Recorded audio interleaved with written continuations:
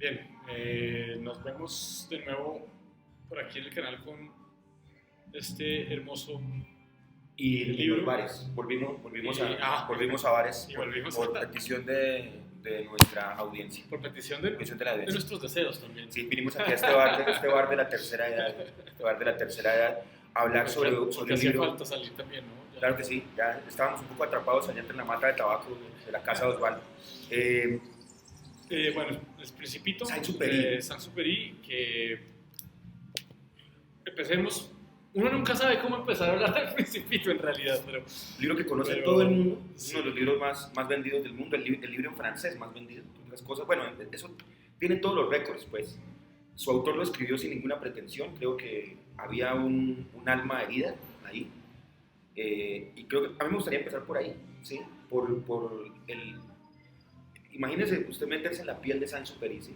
Un militar de formación, piloto de guerra, además. Sobrevive a una batalla, la famosa batalla de Francia, y llega exiliado a los Estados Unidos. Y creo que es también, El Principito está escrito también con cierto miedo a la muerte, ¿no? Que 2 años después de su publicación, no, ni siquiera 2 años, yo creo que Saint-Exupéry no alcanzó a ver, habría que cotejar el dato histórico, pero yo creo que Saint-Exupéry no alcanzó a ver, sí fue, digamos, su libro, el fruto de su libro. Y yo entonces quisiera, nace eso, ¿no? digamos, empezar hablando de esa reivindicación que uno ve en toda la novela, sobre todo el mundo infantil y el anhelo infantil Versus- de querer imaginar, Exactamente. de querer soñar mundos, de querer... Versus el mundo adulto, la cortapisa del mundo adulto. Muchas gracias, mi hermano. La cortapisa del mundo adulto. Pesa tanto, gracias, mi hermano. Ese es el suyo. Y aquí nos tocó de tinto, ¿no? Porque no se puede. Venimos a los bares a tomar tinto, a tomar café. Entonces, en últimas, retomando lo de la idea de este hombre que cuenta una historia acerca de sus primeros años cuando estaba pintando o dibujando más bien, algo que él descubrió en los libros, ¿no? Para mí es un claro Muy borgiano, homenaje borgesiano. a todo lo que significa la imaginación. Sí. El que ve, pero él imagina a partir de un dibujo lo que pasaría con estas serpientes durante la digestión de los mamíferos. Es un comienzo. Es un comienzo Yo lo comparo al comienzo del Quijote, al comienzo de los grandes clásicos. En un viejo libro y además es estremecedor porque es realmente una boa comiéndose. Ya después pasa al dibujo infantil, ¿no? La misma boba, ¿no? El paso viendo el tiempo, ¿no? El sombrero. Pero la misma boba es el paso del tiempo, ¿no? Consumiéndose Sí, a uno claro. y anulándole, porque es lo que también le pasa a él, ¿no? Yo después me di cuenta que los adultos, el mundo adulto, Sí.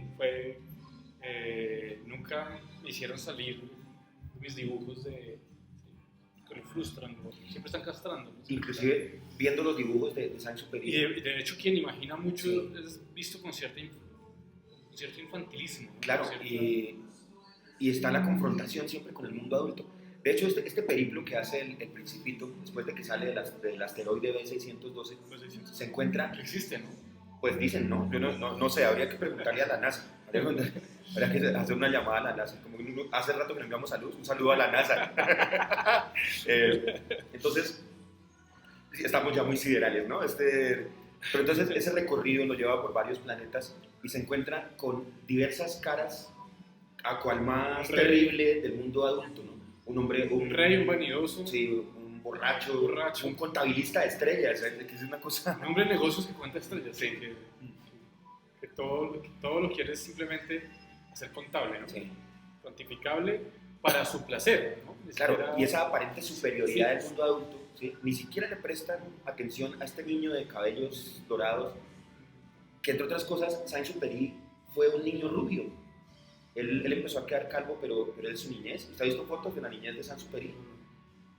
Él se está pintando a sí mismo cuando era niño. Él fue un niño rubio. No, y de hecho le quería comentar también eso, y ahora qué bonito que traiga esta colación, porque yo sí veo que en últimas, cuando sucede lo del accidente en el desierto, que este tipo se queda reparando su máquina, Que fue real, además. lo único, sí, que fue real, lo único que lo salva de ese episodio de tensión, de qué hago aquí en tal desierto, es en cierta forma reencontrarse con la niñez, ¿no? Sí, claro. Y a partir de la niñez empezar a imaginar y a reconstruir mundos y a salirse un poco de eso que es la propia máquina, ¿no? De hecho, hay una parte en el Principito donde el niño le dice, tienes que volver a tu máquina. Sí, Un claro. poco con cierta tristeza y con cierto dejo como también de nostalgia, ¿no? Saint-Exupéry sabe que él también tiene que abandonar su libro para volver a hacer lo que hacía, que de hecho era aviador. Con mucho dolor. Y en el caso de la novela, de esta novela, es literal, porque él regresa a pilotar aviones y muere en combate. Muere en combate. Además, qué compromiso, ¿no? En este espacio hemos analizado 2 obras, de verdad, ya parecemos Abelardo Forero Benavides y Ramón de Subiriana. En este espacio hemos analizado obras literarias escritas por militares, y son muy, muy curiosas, ¿no? Relatan viajes, el viaje del Principito, y acuérdense de Javier Demetre, que escribe El viaje alrededor de la habitación, que también era un militar de carrera. Esto de los militares escribiendo literatura, ¿a usted cómo lo entiende? ¿Cómo lo ve? Pero justamente, sin salirnos del Claro, no, marco de esto, para nada. justamente es un poco el hastío, ¿sí? Generado en lo que significa la vida misma, porque la vida es la guerra, La milicia. La milicia, la vida es la violencia, la vida es todo esto. Todo esto que justamente pasa durante el tiempo que el Principito visita la Tierra, ¿no? Todo esto, que él se queda mirando y dice, qué extraño planeta es este, ¿sí? Y además los hombres obedecen sus propias órdenes, Sí, ¿sí? claro. Repiten, actúan como, solo obedecen La aparente lógica de los adultos, que no es lógica de ninguna cosa. no saben pensar por sí mismos. Sí. ¿Sí? Ahí me dice un ovillo. Pero esto es justamente dentro de esa necesidad del ensueño, del salirse pues de esto. Los escritores que han vivido en el mundo de la guerra, pues, creo que terminan siendo.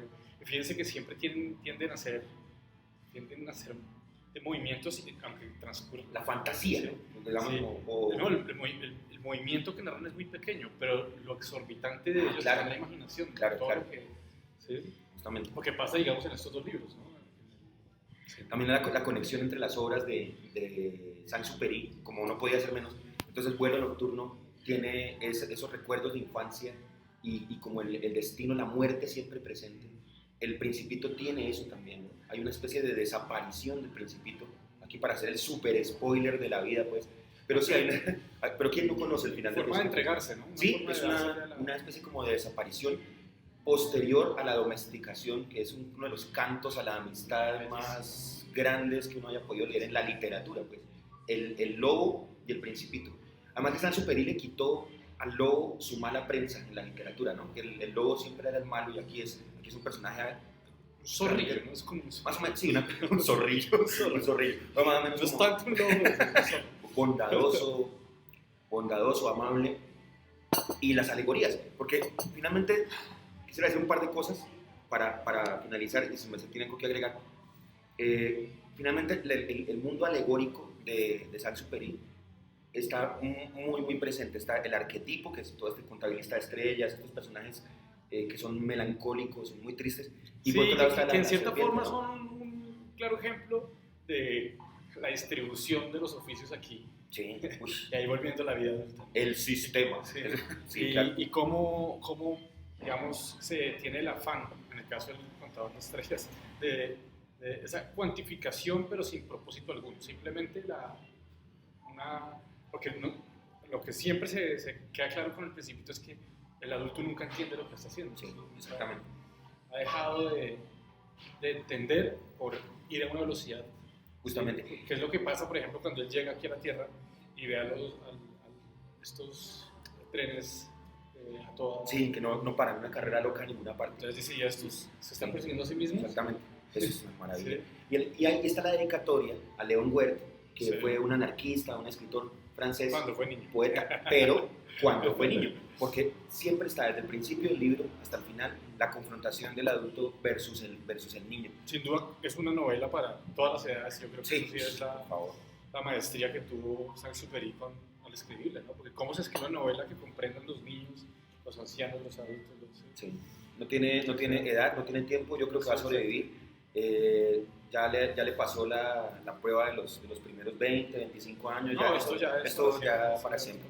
Supremamente un poco de la recomendable. edición. Hágale, Esta edición de Salamandra me pareció extraordinaria, además es muy buena de precio. Y viene con las poleras originales del Sansuperi. Para los que les gusta el Principito, evidentemente tienen de dónde escoger, porque hay miles y miles de ediciones. Adaptaciones, óperas, y aparte de eso, videojuegos. No, pero hay de todo.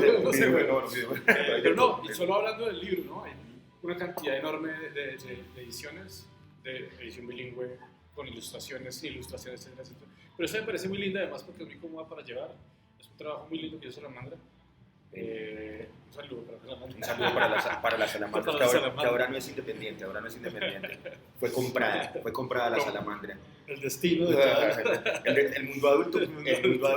Entonces, recomendación, que no se me olvide recomendar también Vuelo Nocturno de Sansuperi, que yo creo que es también una novela extraordinaria sobre la soledad de un piloto y la soledad. Yo no conozco más, solo el Principito y Vuelo Nocturno. Vale, Usted me estaba hablando de otro. Sí, de una especie de crónica, no recuerdo el título, de crónica de un accidente en el desierto del Sahara que tiene Saint-Exupéry cuando empezó a ser piloto de guerra y cómo sobrevivieron en el desierto.